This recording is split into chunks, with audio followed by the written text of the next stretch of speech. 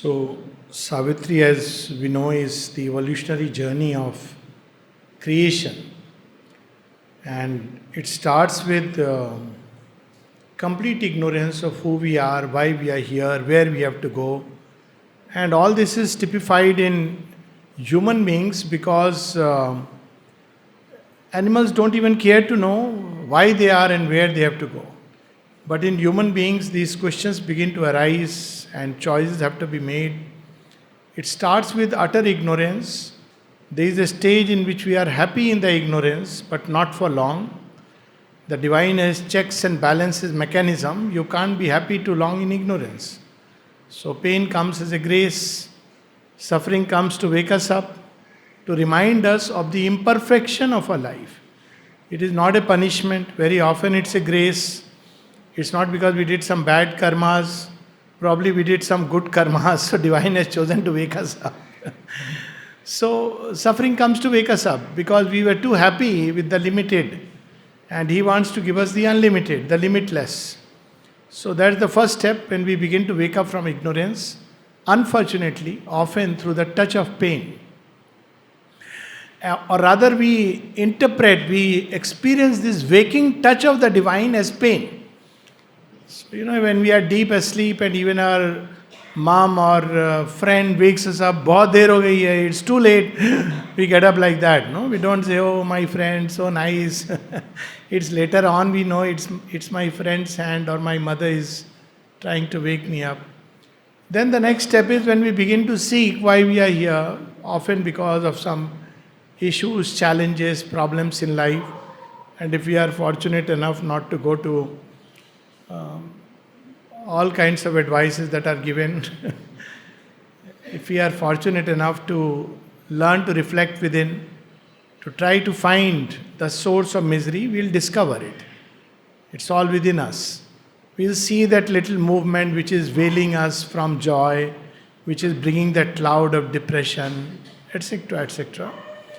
And then the next step is when we begin to come out of this ignorance because of a conscious seeking. Even unconsciously we progress, but it's a very slow progress. And we don't enjoy the journey. We are like you sleep at night and suddenly morning you wake up and you wake up in a train. I'm saying. Then you suddenly wake up, you are in a new place, you are asking, reorienting yourself. So when the journey is conscious, it's beautiful, it's joyous. And then when we wake up, when the ignorance is slain, then we discover that basically we were living in a shadow world. It was not reality. So very often people say, reality is all that we touch, feel, sense, etc. As long as we are in that state, Mother says we are not ready for spiritual life. Reality begins when we understand, and even science tells us this, that what we touch, smell, see, hear is very, very limited, a fragment. And we cannot understand a fragment till we know the total. If you see a person's, there are some people who judge a human being based on the pajama. No, pajama is the wrong analogy, it's not contextual. The shoe he is wearing. Some people, often, arey, kaise chappal pehna hai? You have to tell them that don't see only the chappal on my feet, see also what is inside the head. If not the heart. Heart is too difficult to see. So, but that's how when we look at a fragment, we cannot understand. But when we understand the human being in totality, I'm giving you this as an example, then we understand the significance of the chappals. When you see Rama walking with Khadaun in the forest, you may mistake him for just a mendicant or a beggar who is, poor fellow, he is searching for Sita and looking around. But if you know Rama, the incarnation of the Lord, that's how there is that phrase by one of the mystic poets, Ek Ram Dashrath ka beta, Ek Ram hai jagat pasara, Ek Ram ghat ghat ka Vasi, Ek Ram hai sabse nyara. When we know that it is that Rama which is manifest, then the context changes. Then Rama's wearing the sandals is the act of becoming human, the great renunciation, going through the pain and suffering. That's why we don't understand the renunciation of Shri Aurobindo and the mother. We don't understand the mystery of 5th December because we are assuming from this end that it's just another human journey. It's not a human journey. So, when ignorance is slain, then we see the real picture about creation, about ourselves. We understand, then we are at rest. Before that, we are restless. Why? Because we don't know why things are happening to me, why things are happening outside. But when ignorance is slain, then we know. So, this what is the first step of spiritual life. Before that, the other steps are in ignorance. Now, when we know and when we discover the divine, the soul has discovered the divine. It knows itself. It knows that my journey is not this. It has run through lives and my origin is not here.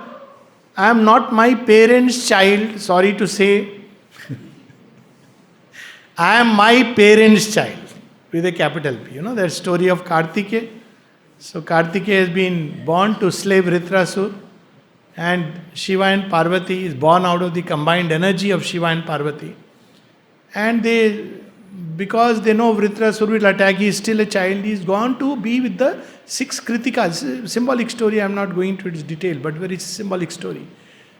And he is enjoying, he is running around, they look after him, dote over him. One day Shiva and Parvati say that time has come, let's call this fellow back.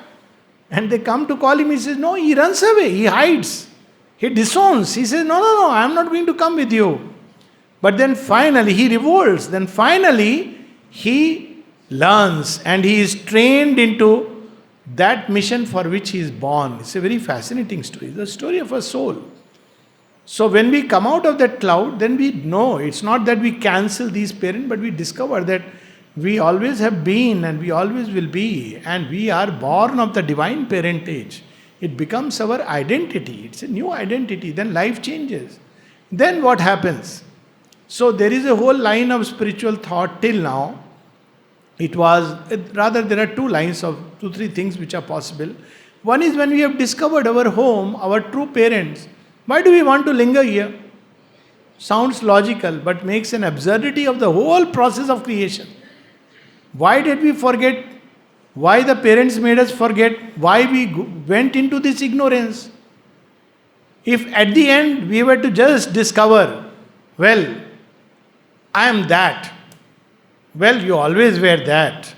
So the whole drama of creation, forgetfulness, loses its sense and purpose. It makes a mockery of the Creator.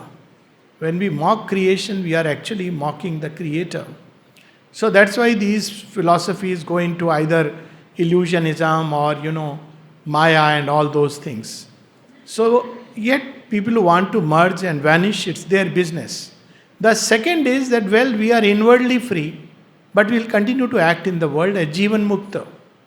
We are inwardly free. We don't act under the impulsion of the ego, but we act under the impulsion of something which is divine will in us. That's what is the Sarva Sankalpa Sannyasi, Aniket, all these words used in the Gita for the liberated person. He is a Jivan Mukta. Then a third possibility is one can become even a demigod like Narada, dwell in one of these higher planes and time to time help earthly beings. Or another possibility, like Swami Vivekananda, unite with one of the higher forces, higher beings. He was, as we know, a glance from the eye of Shiva. And then, or Chaitanya, Shri Krishna's Ansh Avatar, there have been beings like that, and act in this world to help mankind. This seems to be, up till now, the highest possibility. Then, yet when we help, we are limited by our nature. So, Sri Aurobindo says that it's not enough.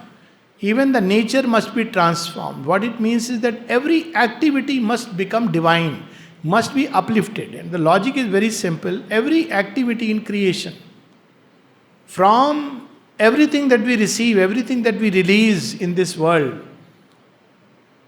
eating, breathing, sleeping, waking, all the manifold business of life and the manifold relationships with life must undergo a transmutation.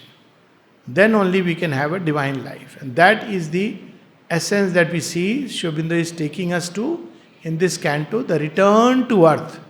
Why do they return to earth? What changes when we have received that touch. This is what is being revealed here. So, as we know, Satyavan has looked at Savitri and marveled. He says, I always knew you are an angel and a goddess. But I didn't know that you are not just an angel or goddess, but something beyond these. You now look like you have met the divine and you belong to the transcendent spheres of existence. You have taken a body perhaps to, I feel adoration, I feel like worshipping you. All these emotions, sublime emotions are rising in his heart.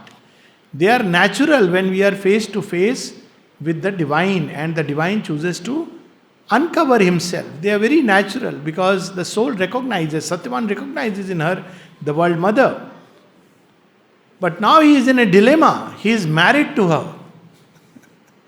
So how does he relate with her? Does he now say that you are world mother, I'll just worship you? What does Bharat say to Rama? How does Ram behave with Dashrath? So, see the beauty. This world has its evolutionary steps and the knower of Brahman does not break them. There is a little story with which we will start this passage. The story is in one of the, I think, Upanishads or Purana, but very beautiful story of King Shikhidhwaj and Chudala. So Chudala is a very beautiful woman and Shikhidhwaj is an ordinary prince looking for a beautiful woman to get married. And he marries Chudala. But Chudala is not just beautiful outside, she is a realized woman. He doesn't know that. So he is attracted to the physical beauty. They get married. Chudala knows it makes no difference to her. She is realized the self. So after a time, she knows this is going to wear off. It's only inner beauty that can sustain the journey for long. Sure enough, it wears off. So after some time, those were the days when people were a little more modest. There was not this freedom. So he said, now I want to take renunciation, sannyas. He's getting bored. So Chudala says, okay, fine. So he goes to the forest and then Chudala continues to run the kingdom. She is a Jivan Mukt. It doesn't make a difference to her. She continues to run. After some time, she knows that this fellow, my husband, needs to have a wake-up call. He is roaming all around in the wrong way. He'll find nothing. If you can't find God here, where will you find in the forest? You can go to the best places.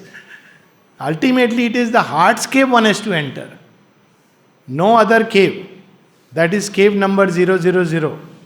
Not cave number 21 in Himalaya, this plain. People feel so fascinated. Oh, Swamiji us gufa mein rehte the. The age when we are entering is Swamiji is gufa mein rehte. This heart cave is the real cave. That is only a replica. So she goes and finds him sitting outside a cave and meditating. And she says, hello, how are you? He says, I don't know. She assumes the form of a yogi. And she says, I don't know. I'm trying to find myself, but I can't find. So what have you done to find the self? He says, I have renounced. Oh, what have you renounced? My kingdom. Oh, that was your kingdom. That's news. Now he begins to think, yeah, it never was mine. What did I renounce? So, what else did you renounce? He says, well, you know what? I don't stay in a place, so I don't own a house. He says, oh, people own a house. I didn't know this. So he wonders, what have I renounced? He says, I have renounced my clothes. I wear only a kopin and take a kamandalu. Okay, nowadays, kopin and kamandalu is big money. Okay, but that was a different time. All that you need along with that is an ATM card and a bank number. So, see, oh, your dresses you have left, your dresses. Again, he says, what should I leave? He says, have you renounced yourself? He thinks and says, okay, I'll jump off the cliff if I find the self.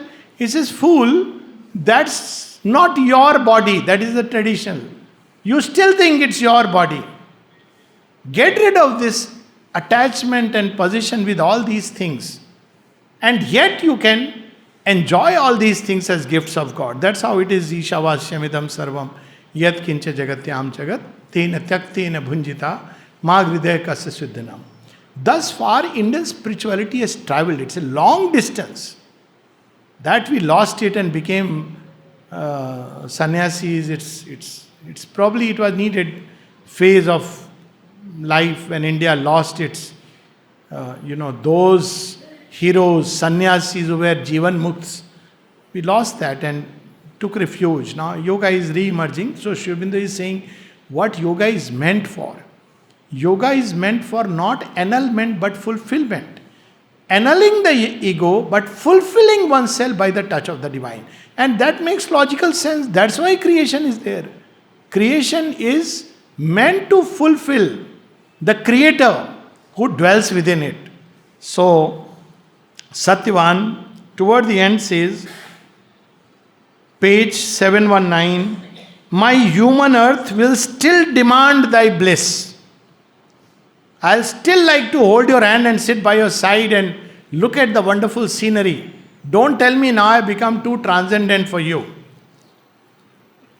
Make still my life through thee a song of joy, and all my silence wide and deep with thee. It is for multiplying the delight of existence. That's how Sri Aurobindo says. If, one of the images he gives of, if each comb in the honeycomb could taste all others, that is the kind of experience for this which this world was made. This is the experience of Nishtha.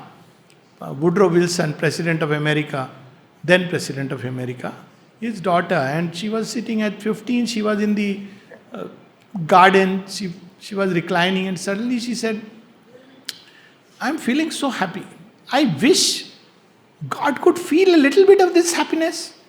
Because that idea God is very serious. The moment people start singing prayers, looks like, poor God, you make him so serious. Oh, thou art. Be like a, no, he loves to play with us. Why do we make him, sit there and we have to impress him with our voice? And no, he loves to play. Did Arjuna start saying those? He's quietly saying, Keshava, Madhava, tell me, what I have to do. You are confusing me. That's how he puts it. Don't confuse me. You are saying Jnana is superior. Then you are asking me to fight a battle. Tell me which of those. See, this is how one should connect. Like a friend. So this, when, this whole thing happens, then we realize that basically this creation is made to experience this delight in many-fold ways. So she is lying there, and the moment she thinks, I wish God could, she feels the onrush of joy from every side. It's such a tremendous joy that she can't contain it. And she gets this inner intuitive line, who else but I am enjoying it? This is my joy. Little bit of it I have given to earth. What you are experiencing is just a spilth of heaven. Devasur Sangram, little Amrit Bund spills in Prayag, and we say, we have Kumbh Mela. Original is there. We have to participate in Devasur Sangram to get that. We have to find the lost Saraswati. That is the original Kumbh. But for the moment, this little drop is enough. Heaven's filth of God's bliss. Rabindranath speaks of it like that. So, this is why this world is made, for delight, multiplying delight of oneness into delight of manifoldness. And we'll see this as we go. So he says, I still would need you for my earthly days. A heavenly queen. Now, what is Savitri's gesture? When he says this to Savitri, that you are too great, but I want you in an earthly way also. Then, this beautiful 4 lines. A heavenly queen consenting to his will. This is the greatness of the great. Greatness of the divine. Only the divine can do this. A heavenly queen, but consents to his will. It's just the reversal, role reversal. That's what this bhajan, which one of my favorite, प्रबल प्रेम के पाले पढ़कर प्रभु को नियम बदलते देखा, अपना मान रहे न रहे पर भक्त का मान न टलते देखा. People will call him, what Krishna did, see he did this, he did that, ask Krishna, he will say yes, yes, yes, I do it for my bhaktas all the time. Laws are so that I may exceed them and transcend them. That's why laws are there. Laws are not, I am not bound by these laws. I have created them for the evolutionary process, but I can override them. So here comes a heavenly queen consenting to his will. She clasped his feet. Now just a pause. She clasps his feet. How do you clasp your feet? With the hands. See how Shavinda describes. She clasped his feet by her enshrining hair. What is suggestion? When she is bending, her hairs are surrounding the feet. You don't see the hands touching. That's okay. That's there. But by her hairs, it shows the gesture of completeness. It's not okay, Paripuna, I have touched your feet. No, there is a joyous giving. The divine gives himself to man, if man gives himself completely to the divine. So this is the state. Enveloped in a velvet cloak of love and answered softly like a murmuring lute.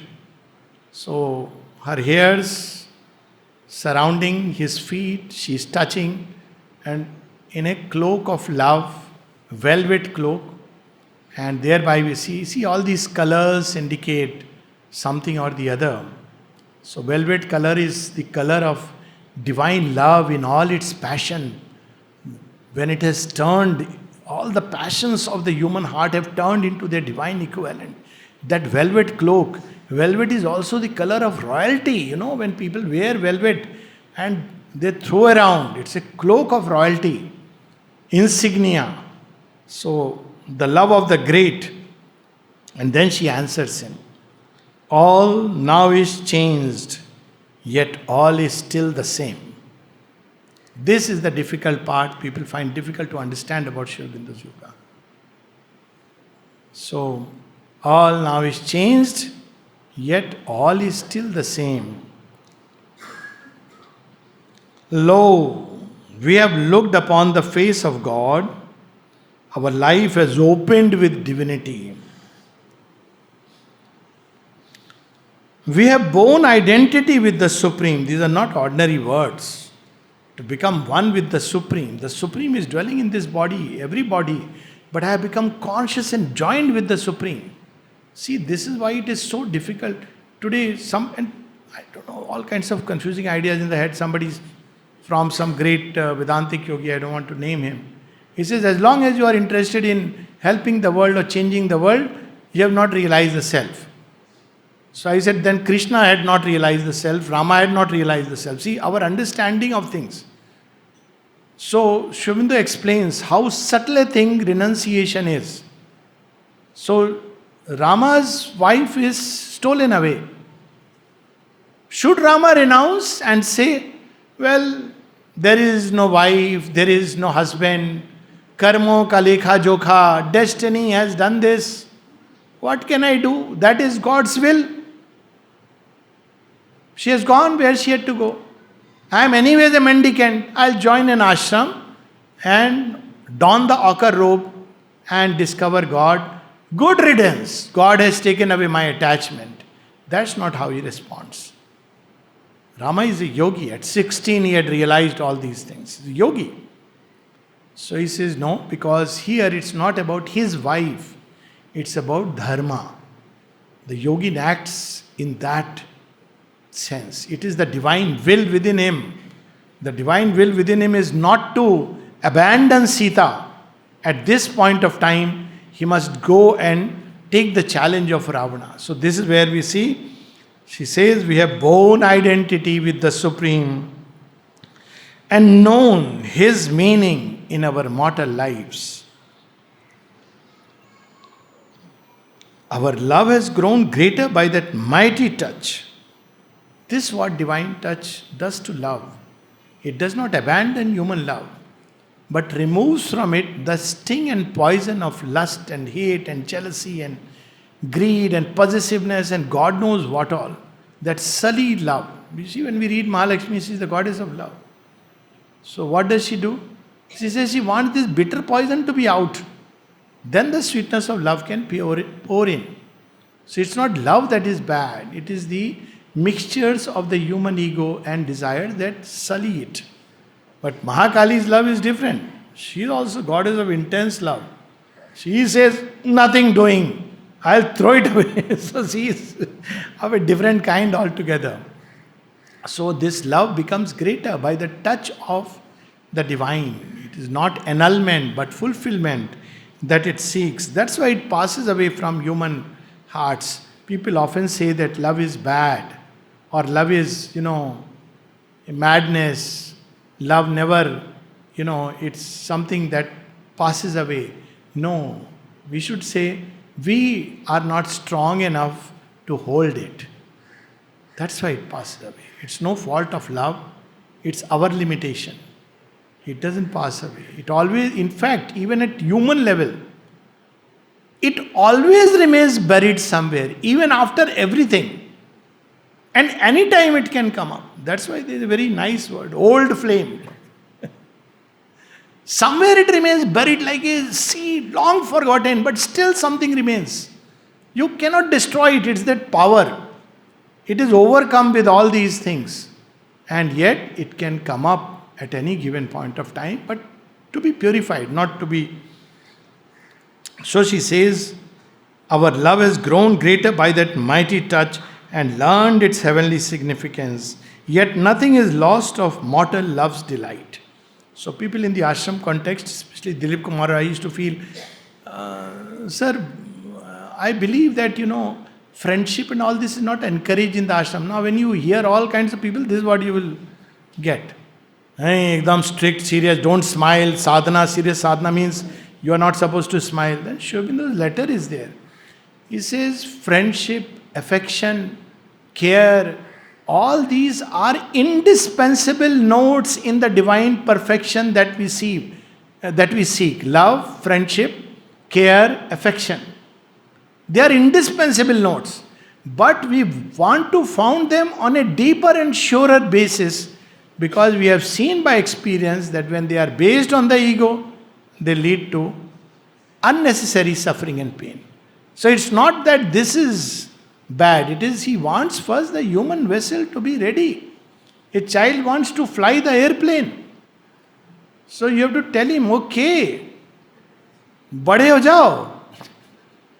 Rocket launcher लेके rocket उड़ाना. You go into extrastellar space, but first grow up. If you play with it now, you will be burnt. That is the whole idea, to prepare ourselves for that. Yet nothing is lost of mortal love's delight. Then, lest we misunderstand, he continues, heaven's touch fulfills but cancels not our earth.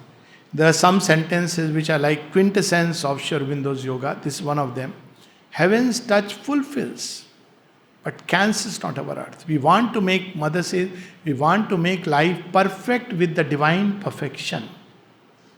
Not self-annulment but self-fulfillment. Another line, here to fulfill himself was God's desire. That's what we are. And that makes sense because then creation is not an absurdity. There is a logic and meaning in it. Still, lest some Puritans say, yes, it's all about insight. Sri Aurobindo will make no stone the significance of the body. We have treated body as something dirty. Someone was once saying, a great saint has advised that you should meditate on the body as a piece of meat and full of, muscles and vishtha. I said, my God, this is not the way to meditate upon the body. It will bring a disgust, yes, but there are happier ways to go towards God. You don't have to be disgusted. You should know that's something much lesser. I want something much greater, purer, body. So what is the body? Is it to be discarded or included in the total perfection?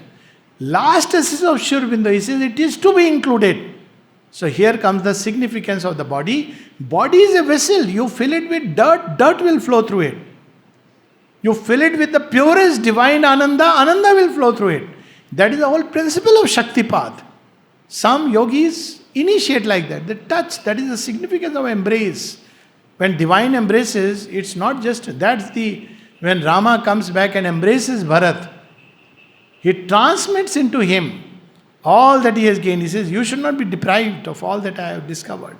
So this is where we see our bodies need each other in the same last. We'll need, because bodies are the vessels. Any work on earth, even sadhana, is done in the body. One cannot do sadhana as a disembodied being. Still in our breasts, repeat heavenly secret rhythm. Our human heartbeats passionately close. How beautiful this is. Our human heartbeats are still passionately close to each other. This identity does not cancel this. Many people, like nowadays, there is this nationalism or internationalism. This either or is a mental phenomena. Shubindu gives an example. He says, just as being part of a nation does not cancel the fact that you are in a family. Similarly, internationalism does not cancel nationalism. Each nation has to bring its own unique flavor. This creation is manifold. It's not supposed to be a monotone. Each nation brings its own unique flavor. That's how we have a tapestry of rich and colored dreams of the divine. So each becoming wide and internationalism, it does not cancel the fact that, well, for our sake, for instance, I'm an Indian. Does it mean that, now the world has no meaning for me? No, it is still a meaning. Human unity is what I strive for. But I'll strive for it in the Indian way. Somebody else will strive in another way, and that's what makes this beauty of this world. That's what Aurobill stands for.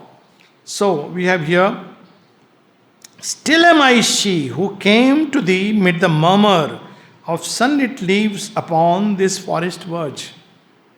I am the same person who came to you in sunlit leaves on the forest verge, and look this, I am the Madran, I am Savitri. If you see the map of ancient India, you will see Akhand Bharat. People think it's something new. Just see. Mahabharata time map. Leave Ramayana time, it is still it is not yet Aryavart, it is Jambudweep. But you see the map of Mahabharata, you see that where is Madhya Desh? Madhya Desh is today is Islamabad and further up. That's what India was always. Now we have divided it, dismembered it, right up to Tripura and all this. You see, Arjuna had travelled all the way. Kashmir always belonged to Shiva and the Tantra. So this has been the reality of India. It is the inner truth of India. Akhand Bharat is not a political concept. I am the Madran, I am Savitri. I come from Madhya Desh. And where was this Shalva boy, Satyavan? Himachal.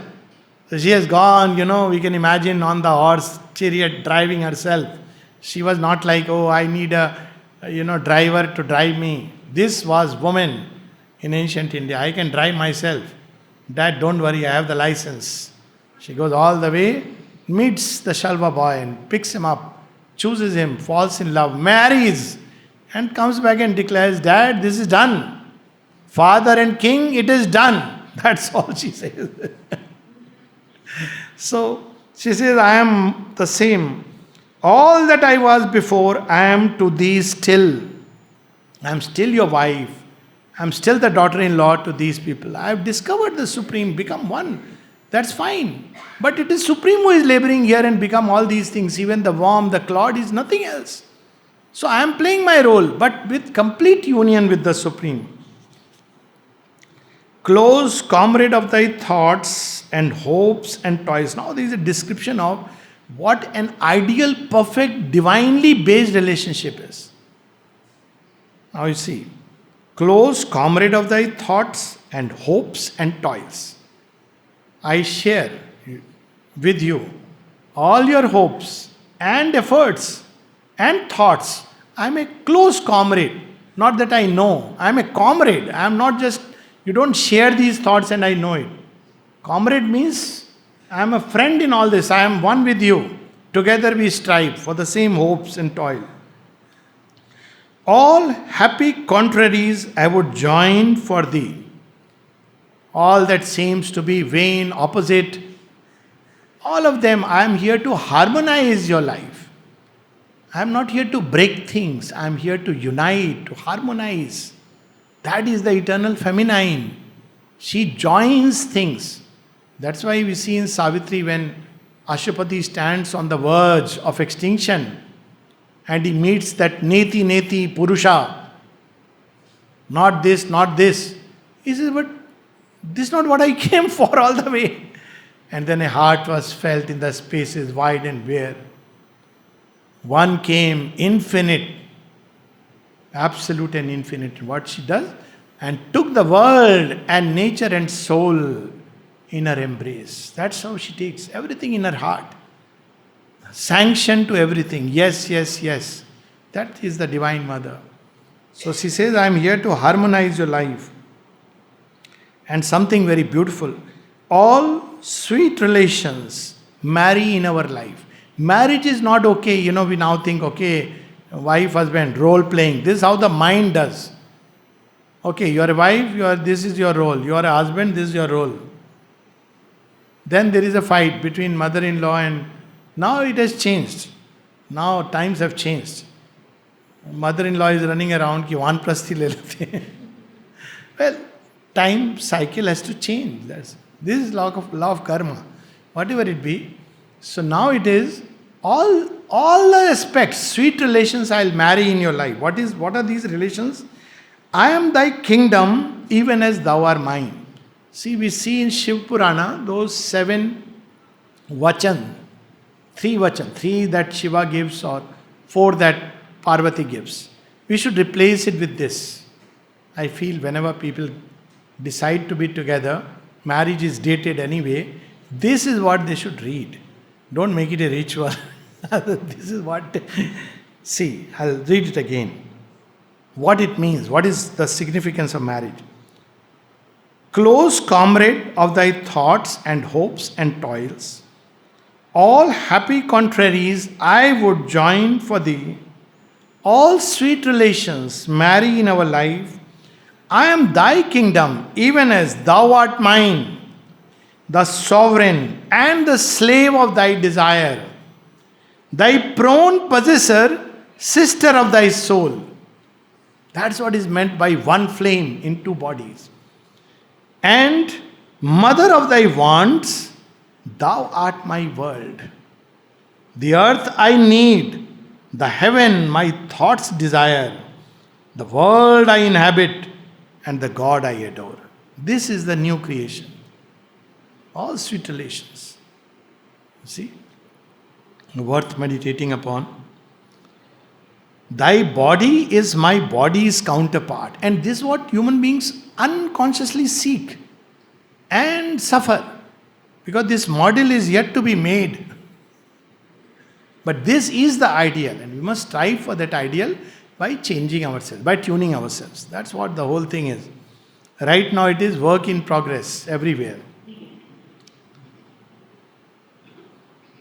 I need your earth, the physical body, the heaven, my thoughts desire. In ancient times it was, Deus and Rai. The marriage was looked upon as the marriage of heaven and earth. That's what it meant. It was not something casual, not a flippant thing. Something very sacred with the deepest sense. Now, of course, all that has been broken, rightly so, because it became a means to exploit, like many things have broken. But they will come in a new way. In the right way, because it had become a social custom or a legal thing. That cannot be the basis of anything. The basis has to be dharma, spirit, that is adhyatma, and most importantly in a relationship, love. But love of the highest order. So as long as love is there, it's perfect. But when love passes away, that's what people are learning now, that love is the basis. If love has gone, let's, walk our way. It's better than legal contract. But there is something still greater where love could stay. That's what we have to prepare ourselves for. Further, he continues, thy body is my body's counterpart. This is a very bold and profound statement. There are affinities even of the bodies. And see, toward the end, what does Sri Aurobindo say? 47, 48. He says, mother's lifeline was very short. Some late 30s or something. Sri Aurobindo was longer. Sri Aurobindo says, if one of us has to go for the yoga, I leave the body. And the mother says, no, I am going to go. Sri Aurobindo says, no, your body is better prepared than mine for this work. This is what is meant. Because now both are sharing a common destiny, a common aim, a single goal. What gets done in one body gets automatically transmitted to another body. That's how the body needs each other. Counterpart. Whose every limb my answering limb desires. Whose heart is key to all my heartbeats. This I am and thou to me, O Satyavan.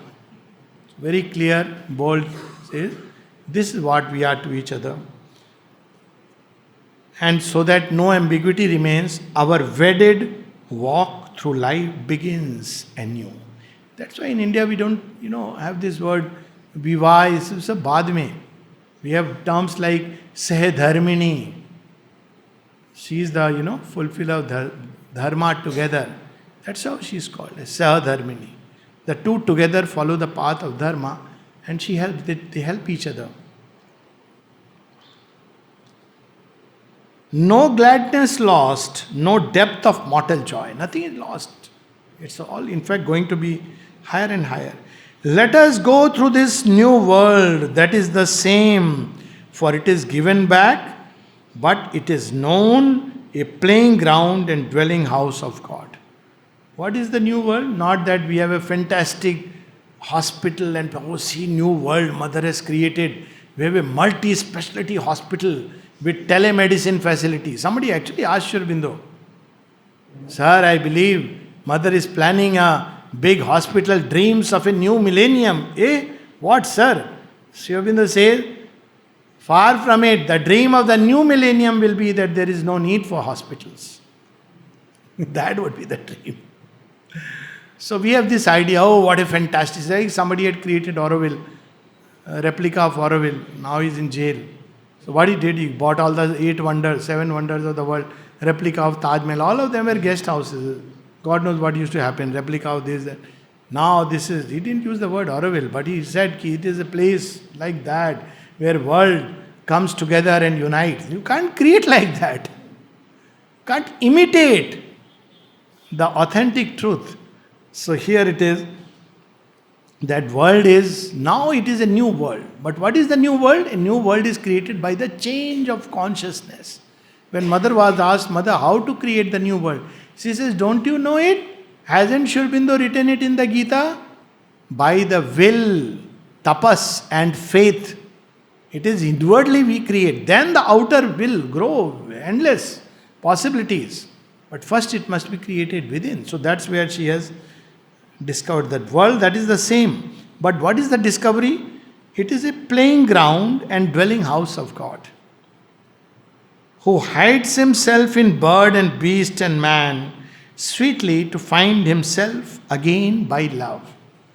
So see, the power of love would have never come into existence if creation didn't come. And the more the separation, the greater the power of love descends. It is that intensity of love. See, when you meet a friend after a long time, then suddenly, that's it. If you meet every day, chai pi liya, that intensity of love that pours, when two people who long for each other for long have been separated, it's for this that the world was made. For love, for delight, for multiplying the sweetness of life. So that's what she says, that he is there in bird and beast and stone, and we have to discover him again and again, sweetly to find himself again by love, by oneness. His presence leads the rhythms of life. Now our life will not be led by desires, but by the rhythms of the eternal. We are not here to please others, not to please ourselves, but to live in the joy and dance of the divine. The dance of Radha and Krishna, this is what life should become. His presence leads the rhythms of life that seek for mutual joy in spite of pain. This is what Krishna is busy doing here. In us too, Shiva wrestles with the world's grief. In us too, Krishna seeks for joy. That's what sweetness and joy. This is the Krishna within.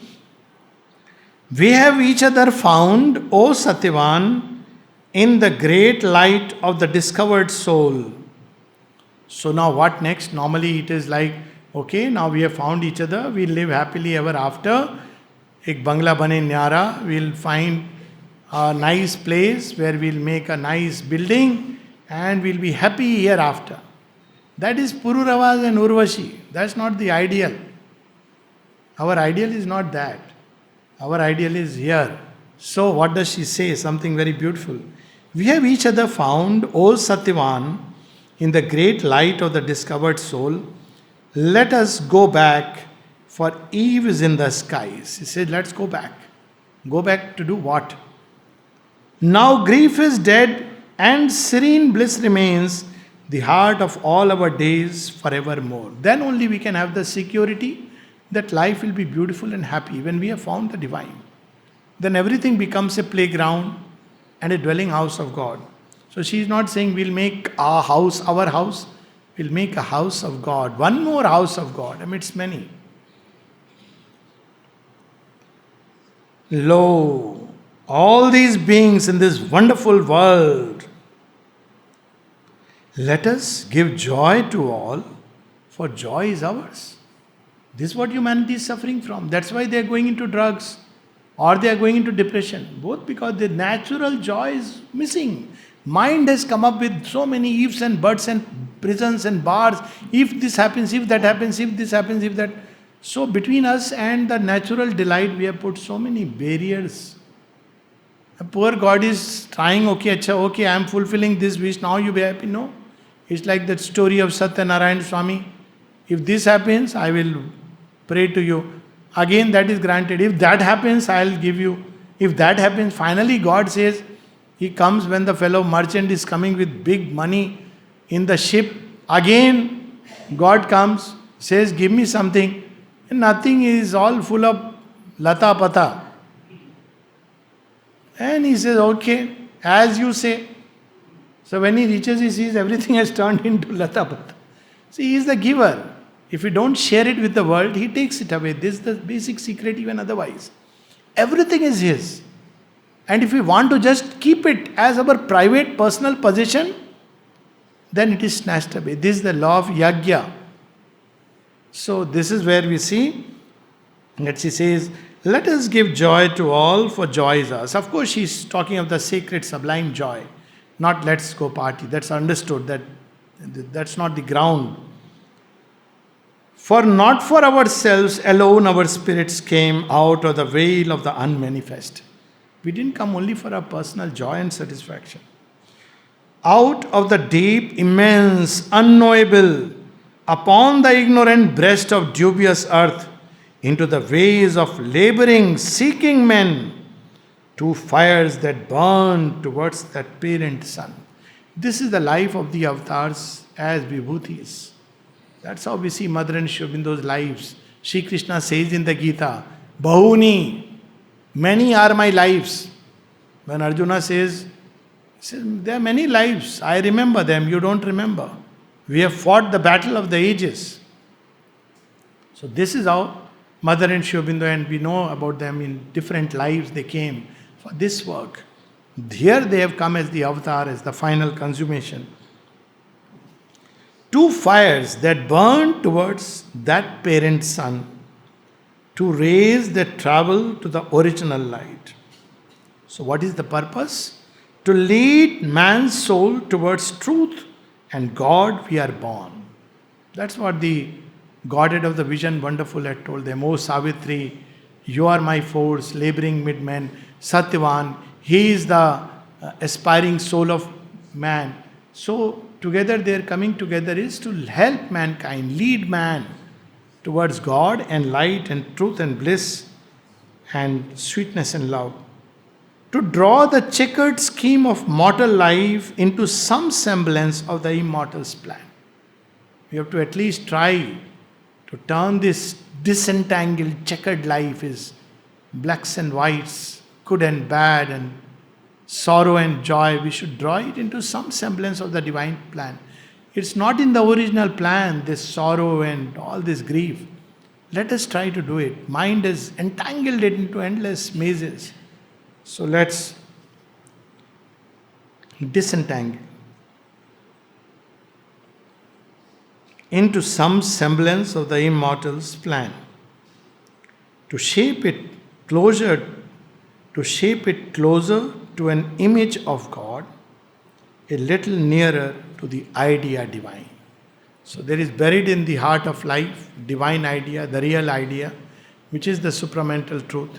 What is this real idea? To multiply bliss, to bring out that love and all its sweetness. How will it come if there are no challenges? It comes only when it meets the opposition and the challenge. So we have to tune it nearer to the idea of God, image of God.